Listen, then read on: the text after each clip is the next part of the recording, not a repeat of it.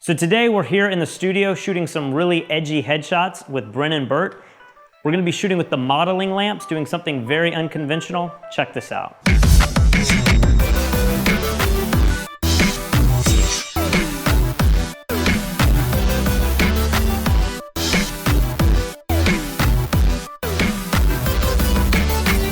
All right, so the concept for today, it's a little untraditional.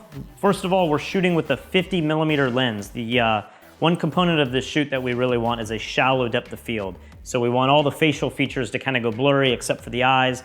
And instead of shooting on an 85, we're actually shooting on a 50. And I've zoomed out a little bit so that I can crop in more and kind of mitigate some of that distortion. But I don't want it as tight as an 85. So that's the first thing that we're doing stylistically that's a little bit different. The other crazy thing that we have going on here is we have 5 lights. We have 2 that have grids on them, but they're all gonna be very, very hard lights. So we're going for a shallow depth of field, and then we're trying to capture something that just is incredibly moody, very different stylistically than what you would do from like a commercial shoot or a headshot or something like that. So because the shallow depth of field is really important for this shot, I could either do 2 things. I could either use strobes and then have to put a neutral density filter on the strobes in order to kill the light, because the light's gonna be so powerful at, f1.4. Or what we did in this case is we're actually shooting with the modeling lamps. So what the modeling lamps allow us to do is to shoot with a wide open aperture, shoot with a low ISO, and then we can shoot with a shutter that's about a 50th of a second, and all of our exposure is going to be containable. If we turn the modeling lamps off and started using strobes, the strobes would be so powerful, even at their lowest setting, we'd be forced to either shoot at f8 or put a neutral density filter on the lens, which then makes it incredibly difficult to focus. So today's shoot is completely done with modeling lamps. So let's go ahead and break down all of these lights. The first light's gonna be a ProPhoto D1. I do have a 10-degree grid on it. It's acting as the key light. And because we're trying to create hard shadows, I just want this grid on there to prevent the light from spilling all over our studio, because we are in a relatively small room. So let's go ahead and turn this light on and see what it does. So as you can see, this key light's in a pretty cool position. You have these nice shadows. He's got a really chiseled face so he can handle the shadows.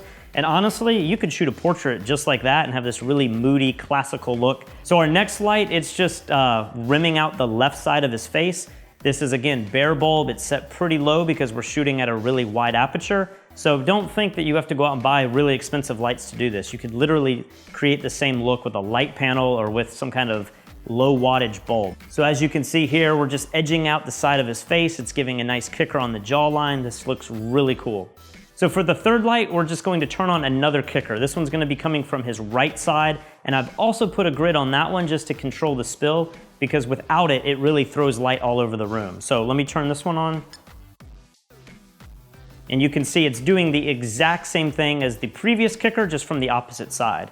Now, for this particular shot, I want the light coming around him completely because it is gonna be a moody image. So we're adding one more light from up above firing down, again, bare bulb. And as you can see with this light, it just fills in his hair. He's got dark hair against a dark background. It just really opens that up so that you can see completely around his face with nice backlighting.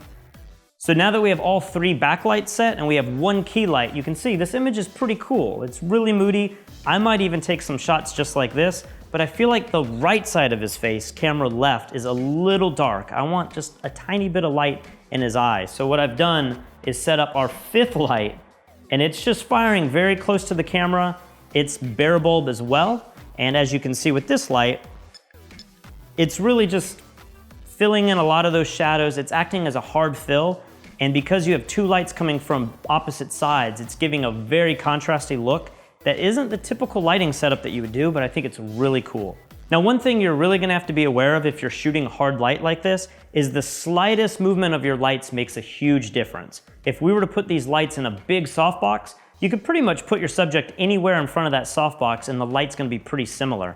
But when you have a hard light, the slightest little change is gonna make a huge difference on the shadows of the face. So as you're coaching your subject and you're trying to get their head in the exact position that you want for the shot, you're also going to have to move your lights ever so slightly just to make sure you're getting the light falling in the direction that you want.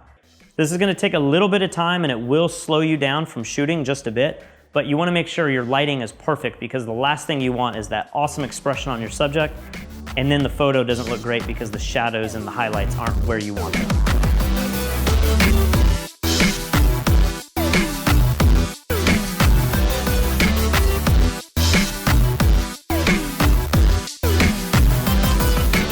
So I hope this short little shoot was informative for you guys. I want you to take away the fact that one, you don't have to shoot with the same lens that everybody says you have to shoot with. You can take some pretty cool pictures with a 50mm lens shooting wide open.